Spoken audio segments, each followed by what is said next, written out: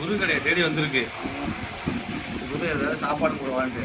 நீ ஏதாவது வளர்க்குறியா மச்சான் அதை? அங்கே போய் உன் கடை வருது. நமக்கு சோத்து கறிங்க இது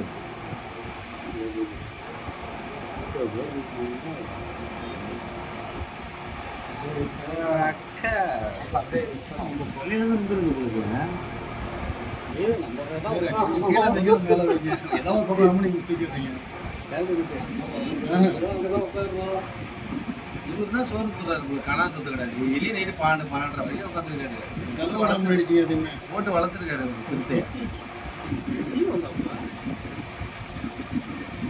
சரியான பாய்ச்சல் போறாங்க.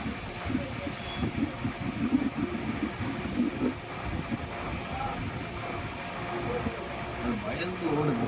அதுக்காக ஒரு பாய்ச்சல் ஓடுது. அது வந்துட்டான் பார்த்துட்டான் யாரு அவனால முடியல. அவனை கடல் தள்ளி